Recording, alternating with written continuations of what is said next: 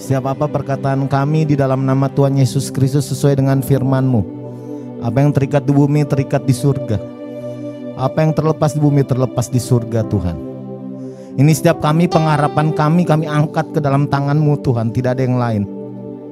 Setiap proses kehidupan kami Tuhan, 1 minggu ini Tuhan, kami mengucap syukur. Kami mohon ampun atas setiap kebodohan kami mohon ampun kalau ada langkah kami yang salah. Kalau ada pola pikir kami yang salah Tuhan, kami mohon ampun. Tapi kasih Tuhan tidak kurang besar, tidak kurang panjang untuk menangkap kami kembali Tuhan. Biar ada bersama-sama dengan Engkau Bapa. Ini setiap kami di dalam nama Tuhan Yesus Kristus. Semua kami Tuhan, kami butuh hadir-Mu atas kehidupan kami. Biar nanti firman-Mu Tuhan yang ada di tengah-tengah kami di dalam nama Tuhan Yesus Kristus. Berikan kami Tuhan pengaruh luar biasa sehingga pada saat kami keluar dari tempat ini bukan kami lagi tetapi Tuhan yang hidup Tuhan atas kehidupan kami. Di dalam nama Tuhan Yesus Kristus kami siap menerima firman-Mu dan kami siap melakukan firman-Mu. Satu nama juru selamat kami yang hidup, Tuhan Yesus Kristus. Haleluya. Amin. Amin. Yang gak mandiri angkat tangan. Oh enggak. Jangan. Oke. Shalom semuanya. Shalom. Apa kabar? Luar biasa. Yang gak luar biasa gak apa-apa, jangan dipaksa juga. Apa kabar? Luar biasa. Oh ini benar luar biasa. Kalau ada yang belum, kita keluar dari sini kita jadi orang-orang luar biasa. Amin. Cara kerja Tuhan tuh kadang kedaulatan di tangan Tuhan gak ada paksaan. Tapi kadang memang Tuhan memaksa. Kita juga gak bisa bohong di sini karena saya hamba Tuhan. Saya harus ngomong apa adanya. Firman Tuhan kadang kedaulatan di tangan Tuhan. Kadang Tuhan akan memaksa gitu loh. Kadang memang Tuhan membiarkan apa mau kita. Biar kita apa? Kita melewati proses dulu baru dia akan tarik kita. Amin. Saya tuh puji Tuhan 2017 itu saya ketemu satu hamba Tuhan yang besar badannya. Jadi saya dilatih one day one soul. Gitu. Jadi satu hari ini satu jiwa. Waduh, itu benar-benar. Jadi kita baptis itu di Lapas Kelas 1 Tangerang Baru itu kurang lebih ada 50 orang lah. Gitu kita baptis.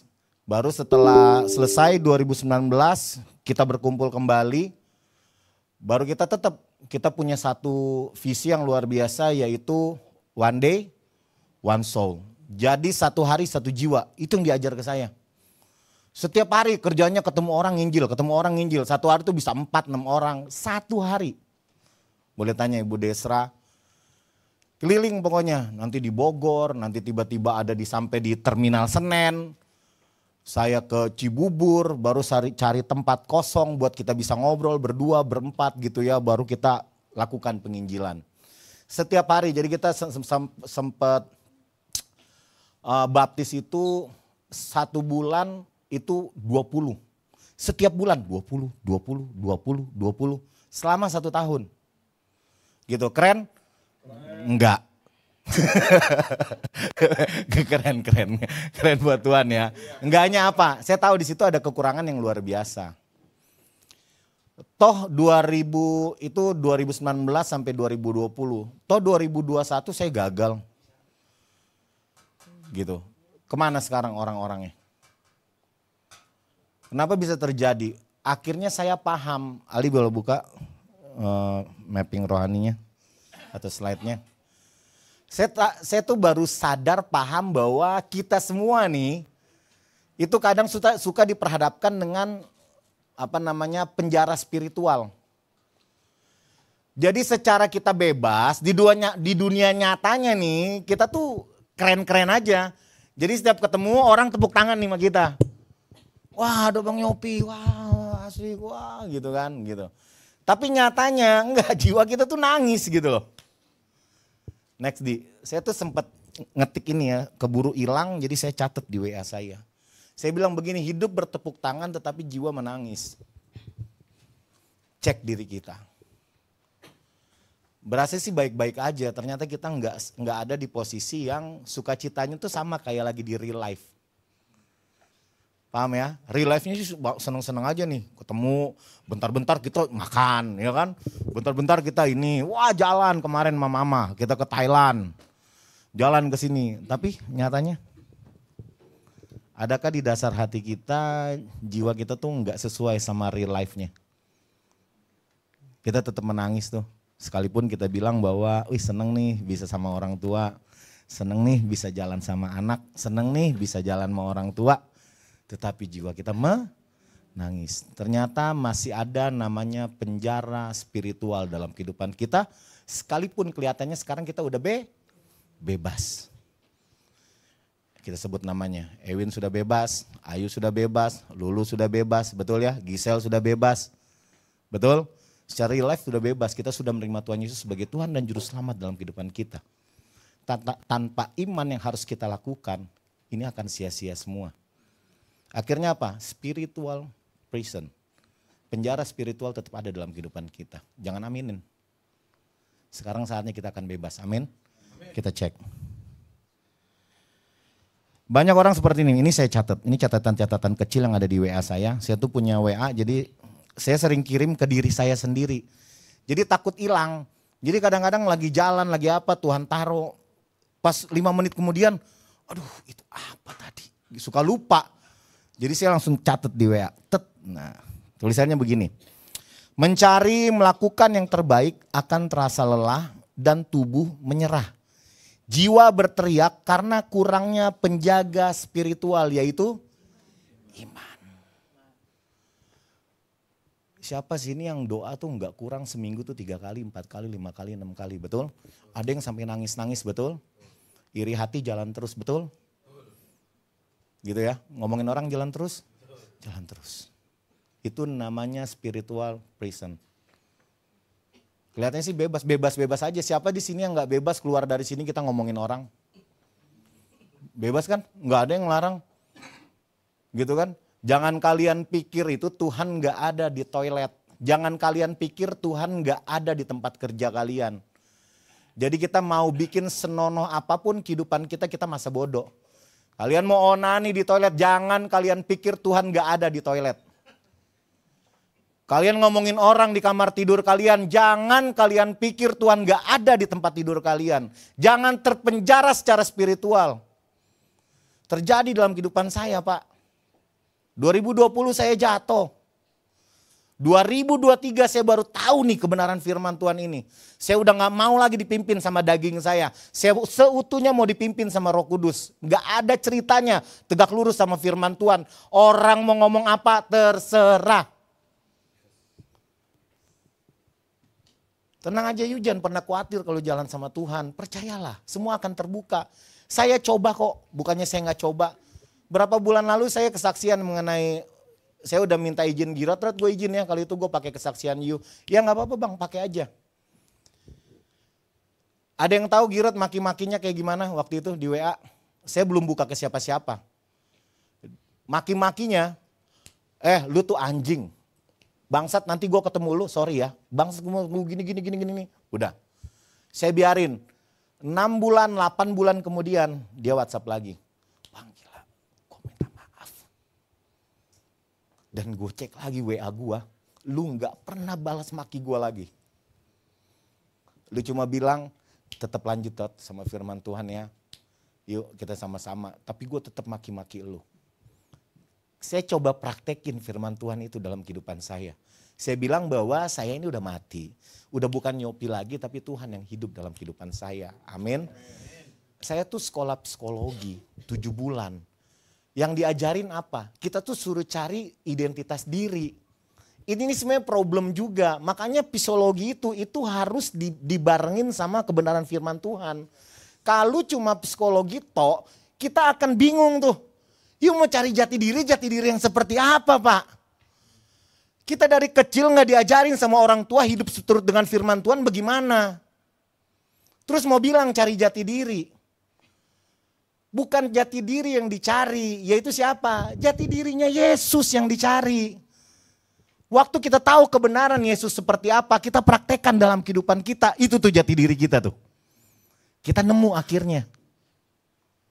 Kita gak akan bisa pernah ketemu jati diri kita siapa. Yang udah beda fokus semua. Setiap kita konseling saya bilang apa? Ingat fokus kita apa? Iya bang, anak. Iya bang, saya biar bisa bagus nih kerjaan, nanti gini. Seiring berjalannya waktu, gugur semua, fokus hilang. Iman itu cuma satu, sebenarnya fokus, udah itu aja. Daripada belajar yang lain A, I, U, E, O gitu kan. Ini ada beberapa 40% dari bui. Di bui itu kurang banyak apa? Ibadah. Sehari sekali, sehari 2 kali. Toh balik juga. Tahu iman, Ibrani 11 ayat 1, wow, nanti ada lagi ini.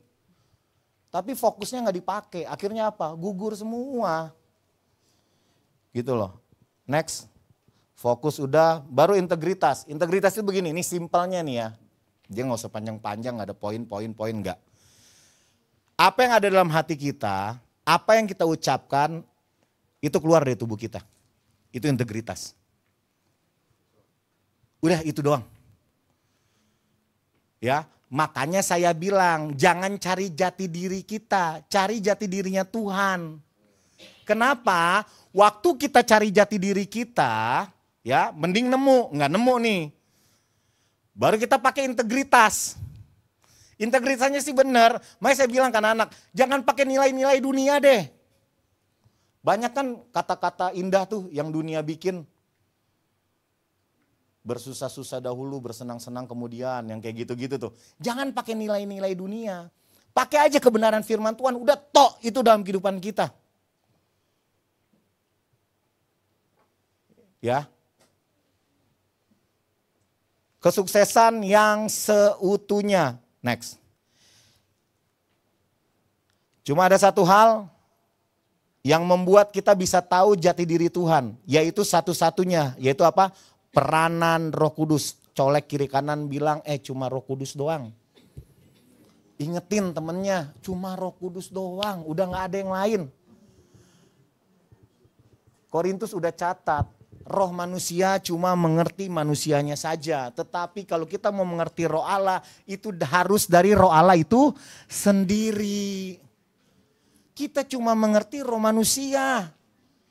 Kalau lagi ngomongin yang lain, jago sekali. Apalagi ngomongin pendeta yang gagal. Serius. Banyak. Gitu loh.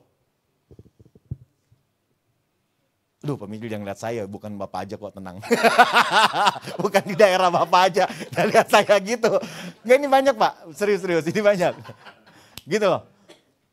Saya sering bilang ke anak-anak, biar bagaimanapun seorang pendeta, dia tuh hamba Tuhan. Ya, you cuma bisa ngomongin cari solusi enggak. Wow, dia tuh pendetanya, kalau makan banyak. Lu bawa makanan ke rumahnya, mungkin waktu di luar di rumahnya dia nggak ada makanan. Waktu lu undang dia baru bisa makan, Pak. Sayang, aduh, terlalu sakit gitu loh. Kita tuh terlalu dunia banget pikirannya. Kalau dia butuh uang, lu datang bawa duit ke rumahnya. Biar dia nggak nyolong di luar sana.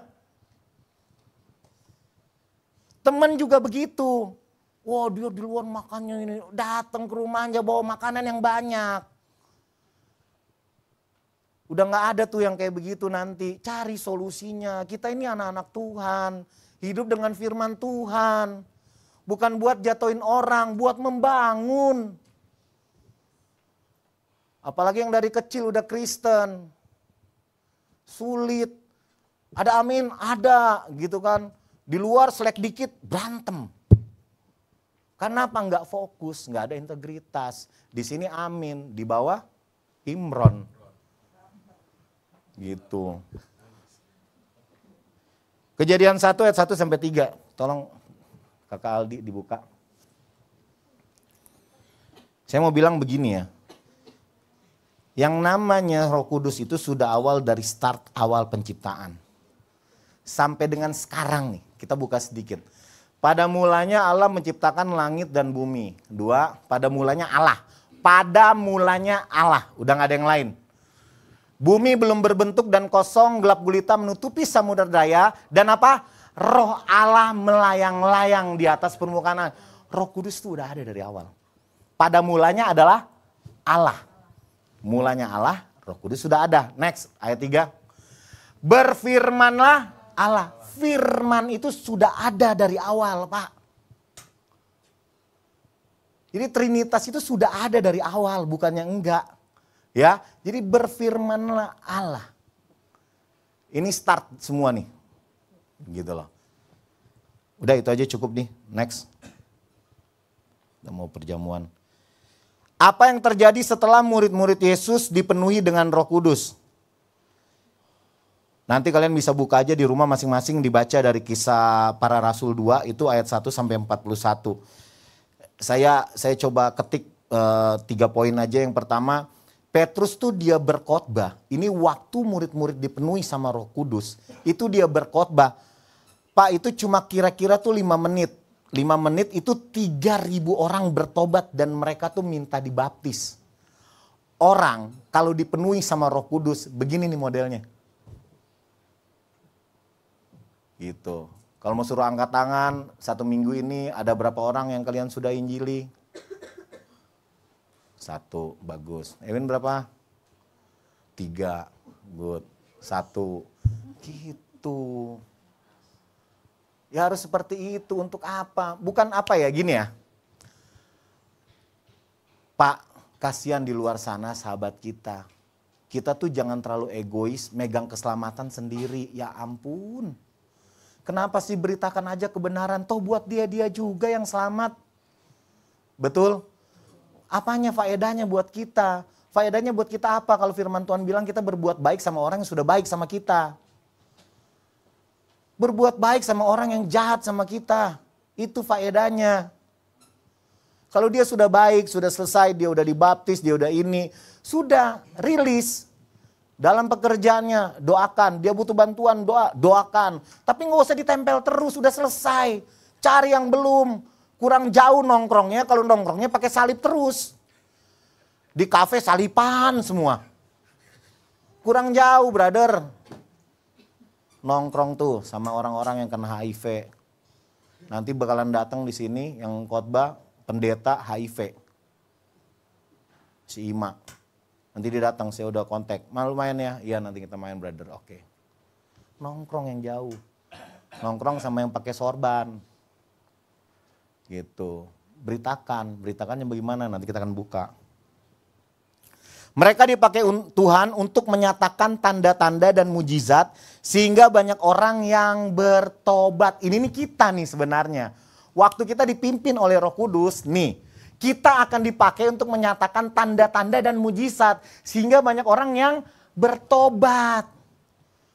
Gitu. Yang terakhir apa? Cara hidup mereka berubah sehingga banyak orang yang bertobat. Cara hidup mereka berubah sehingga banyak orang yang bertobat. Kasihlah Tuhan Allahmu, kalau kata TSI, dengan segenap hatimu, dengan nafasmu, dan segenap akal pikiranmu. Bulan lalu saya udah bilang, akal pikiran itu ngomongin apa? Akal pikiran itu ngomongin kebiasaan lama kita buang, kebiasaan baru nih yang sekarang kita pakai. Dari mana? Firman Tuhan. Bukan dari siapa? Bang Yopi gitu ya. Enggak, dari firman Tuhan. Kebiasaan-kebiasaan yang sudah firman Tuhan catat, kita lakukan dalam kehidupan kita. Itu mengasihi Tuhan dengan akal pikiran kita. Buang kebiasaan lama, kebiasaan baru kita pegang. Amin. Next. Perubahan-perubahan yang terjadi di dalam cara hidup jemaat yang membuat banyak orang bertobat adalah yang pertama, mereka suka membaca Alkitab. Amin. Amin. Yang belum amin belum berarti nanti ya. Pulang dari sini latih diri kita buat baca Alkitab. Nggak bisa. Itu satu-satunya. Ya. Apalagi yang baru-baru baptis nih. Lulu, Ayu. Siapa lagi tuh? Gisel. Ya. Apalagi yang dari Kristen. Baca Alkitab. Mereka suka berdoa dan hidup dalam unity. Ini awal-awal waktu pencurahan Roh Kudus 120 murid itu mengalami. Nah ini yang mereka alami. Mereka jadi suka membaca namanya kitab. Baru mereka jadi suka berdoa dan hidup dalam unity. Yang ketiga, mereka tuh suka memberi. Gitu. Yang terakhir apa? Mereka suka memuji Allah dan bergembira, tulus hati atau hidup berintegritas. Kalau ada orang yang ngomongin kalian, baru tandanya ngomongnya buruk, lihat cara hidup dia. Kalau dia masih maki-maki pasangannya, kalau dia masih hidup yang tidak benar, nggak usah didengerin kata-katanya. You dengerin firman Tuhan aja. Nanti terjebak. Waktu lagi sulit, akhirnya curhat. Salah curhat nih. Suami gue begini. Udah ayo kita ke pub aja tuh yang di Serpong. Tangsel nggak bisa, Tangerang aja. Kan gitu. Tangsel nggak ada miras, jadi kita ke Tangerang aja. Nanti begitu, enak deh, nanti lu selau. Gitu kan. Jadi lu bisa lupain semua. Pas dia tidur bangun pagi datang lagi tuh pikiran. Cam betul bisa hilang aja kan begitu. Aduh. Ya, jadi membaca Alkitab, baru suka berdoa dan hidup dalam kebersamaan atau unity. Mereka suka memberi, mereka suka apa? Memuji Allah dan bergembira, tulus hati atau hidup berintegritas. Apa tadi integritas? Apa yang ada yang dalam hati, apa yang kita ucapkan itu sesuai sama apa yang kita jalankan dalam kehidupan kita. Amin. Jangan nanti orang curhat, kita kasih ayat firman Tuhan. Kita harus cerdik seperti ular, tulus seperti merpati. Pas turun, pas manggil temennya, nyet mana nyet? Itu gak ada integritas namanya. Satu-satunya cara dipimpin sama Roh Kudus pasti dia orang yang berintegritas. Amin. Ya mesti sesuai. Matius 24 ayat 14 bilang begini. Dan Injil kerajaan Allah ini akan diberikan di seluruh dunia. Menjadi kesaksian bagi semua bangsa, sesudah itu baru tiba kesudahannya. Pak, kita sudah hidup di dalam masa kasih karunia, ini terakhir nih. Start awal waktu sebelum ada nama kutuk dosa, Adam dan Hawa hidup, akhirnya dari kutuk dosa, akhirnya hubungan kita putus sama Allah. Akhirnya apa? Yang bisa ngobrol sama Allah ini cuma utusan-utusannya aja yang disebut nabi. Nabi punya jemaat, ngobrol langsung. Tuhan Yesus hadir dalam kehidupan kita di dunia ini. Makanya kalendernya kita pakai sampai sekarang. 2025 berarti 2025 tahun yang lalu itu Yesus lahir. Mau bilang bohong, Yesus nggak ada, Yesus tuh ada. Yang kalender sekarang kita pakai itu kalendernya. Ya, berarti tahun 33 itu Tuhan Yesus terangkat ke surga. Gitu ya. Baru setelah itu apa? Waktu dia terangkat ke surga dia bilang apa? Dia memberikan yang namanya roh penghibur, yaitu Roh Kudus dalam kehidupan kita. Nah dari Roh Kudus itulah akhirnya waktu Matius 24 itu di ayat pertama dia bilang tuh bahwa murid-murid dia cari Yesus, dia tanya, Tuhan nanti akhir zaman pada saat kesudahannya nanti apa sih yang harus kita lakukan? Ini catatannya. Next di Matius 28 sampai 20 itu bilang begini. Yesus mendekati mereka dan berkata kepadaku, telah diberikan segala kuasa di surga dan di bumi. Karena itu apa? Pergilah jadikanlah semua bangsa muridku dan baptislah mereka dalam nama Bapa, Anak dan Roh Kudus. Dan ajarlah mereka melakukan apa? Segala sesuatu yang telah apa? Diperintahkan kepada kita. Dan ketahuilah apa? Aku menyertai kamu senantiasa sampai akhir zaman. Pelayanan kita begini. Yesus mendekati mereka dan berkata, harusnya kita mendekati mereka dan berkata. Ya, ini harusnya, ini pelayanan kita nih. Surga, waktu Roh Kudus ada dalam kehidupan kalian, kalian akan diberikan kuasa di surga dan di bumi. Wah gitu. Karena itu kalian pergilah, jadilah semua bangsa muridnya Yesus. Baptislah mereka dalam nama Bapa, Anak dan Roh Kudus. Dan ajarlah mereka melakukan segala sesuatu yang telah diperintahkan Yesus kepadamu. Dan ketahuilah, ini yang paling sulit. Aku menyertai kamu. Ini bahasa ini. Ini nih hidup bersama. Ini kalau nggak nangis-nangis darah nih pelayanan ini. Waduh, dikasih sama-sama 2 bulan kemudian roh jahat masuk. Akhirnya apa? Barang-barang hilang. Terus firman Tuhan bilang apa? Terima, maafkan. Idih. Tarik napas yang panjang, buang lewat mulut. Tarik napas yang panjang, buang lewat mulut. Iya Tuhan. Tetap katakan iya. Ku jawab apa? Ya, ya, ya. Ku jawab ya, ya, ya. Ku jawab ya Tuhan, ku jawab ya Tuhan, ku jawab. Susahnya minta ampun. Tetapi itu harus kita lakukan. Udah bilang aja iya ke dia. Udah nggak ada lagi, mau ngomong apa nggak ada lagi. Ada teman kalian yang udah 200 tahun hidup di dunia ini, angkat tangan. 160 tahun ada angkat tangan. 150 tahun. 120 tahun. Kita semua akan game over, Pak. Kalau bukan firman Tuhan, kebenaran ini harus kita nyatakan. Bagaimana caranya? Waktu Roh Kudus pimpin kehidupan kita, sudah ada perubahan yang akan terjadi dalam kehidupan kita. Amin. Mulai dari hari ini, minta Roh Kudus pimpin kehidupan kita. Perjamuan itu enggak main-main. Itu salah satu langkah Tuhan buat itu. Kita yang gak pantas dia pantaskan, dia kasih apa kepunyaan dia loh. Bukan cuma harta, bukan cuma ngomongin 5 roti 2 ikan itu kecil buat dia. Di Tabga itu. Yuk semuanya tim, kita mau perjamuan.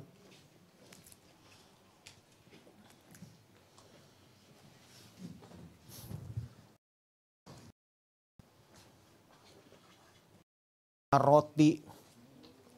Tetapi Tuhan bilang apa? Tubuh dan darahku katanya.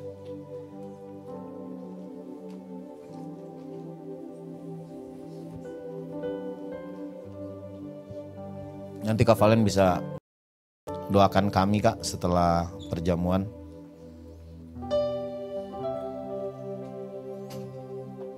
Kita minta tuntunan Roh Kudus atas kehidupan kita.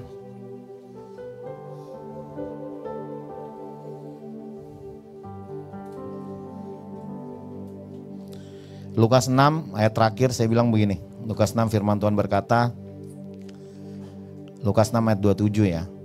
Tetapi kepada kamu yang mendengarkan aku, mendengarkan Tuhan, Tuhan berkata, kasihilah musuhmu, berbuat baik kepada orang yang membenci kamu. Kalau hidup gak punya tuntunan Roh,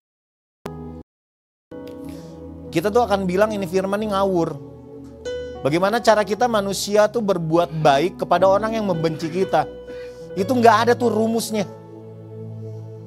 Minta kita dipimpin oleh Roh Kudus. Itu satu-satunya cara.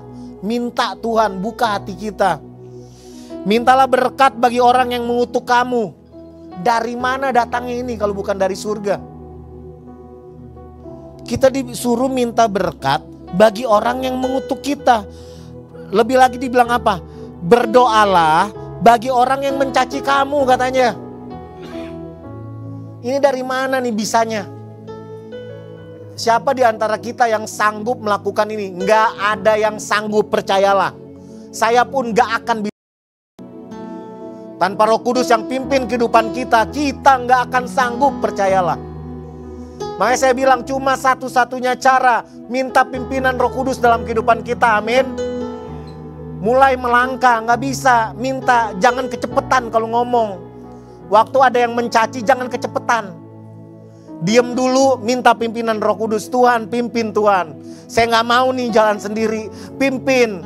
Waktu ada yang mencela kita, minta Tuhan pimpin. Ngomong. Dia cuma sejauh doa kok kata firman Tuhan. Itu perbedaannya agama sama kekristenan.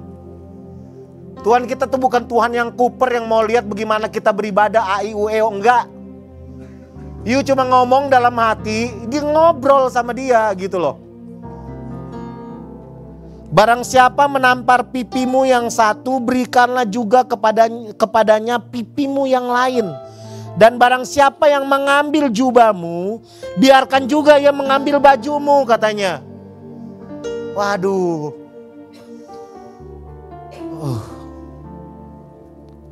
Berilah kepada setiap orang yang meminta kepadamu, Dan janganlah meminta kembali kepada orang yang mengambil kepunyaanmu, kata firman Tuhan. Ini kalau bukan kata-kata dari surga, ini manusia gak akan bisa ketemu nih kata-kata ini. Kalian mau ketemu di mana? Di batu mana? Mau ketemu di pohon mana kata-kata ini? Siapa yang sanggup ngajarin kata-kata ini? Manusia mana yang punya pikiran kayak begini? Gak ada, Pak. Ini datangnya dari surga, Pak. Tandanya apa? Kita memang dipersiapkan untuk ke sana.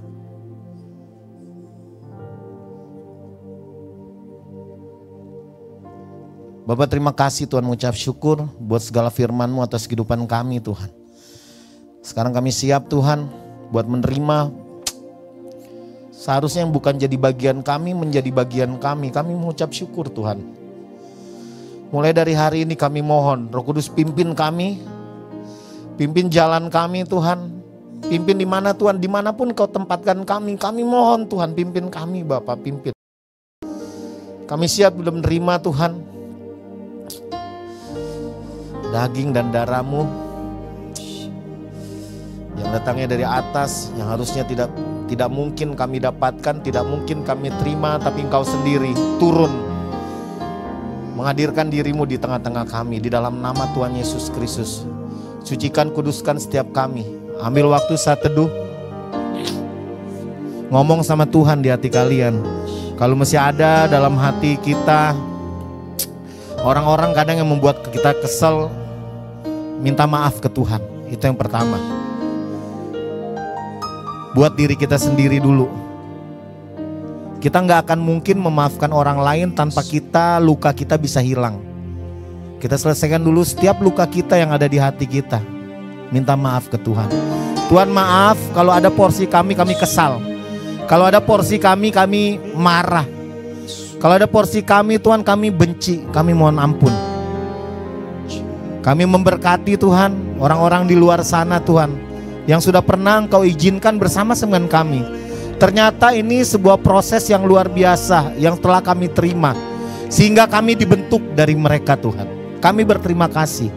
Ini pembentukan luar biasa sehingga satu maksud Tuhan, yaitu kami sempurna. Kami masuk ke dalam hadirat-Mu lebih lagi Bapa. Di dalam nama Tuhan Yesus Kristus Tuhan. Pakai setiap hamba-Mu, pakai setiap kami Tuhan. Kami siap menerima.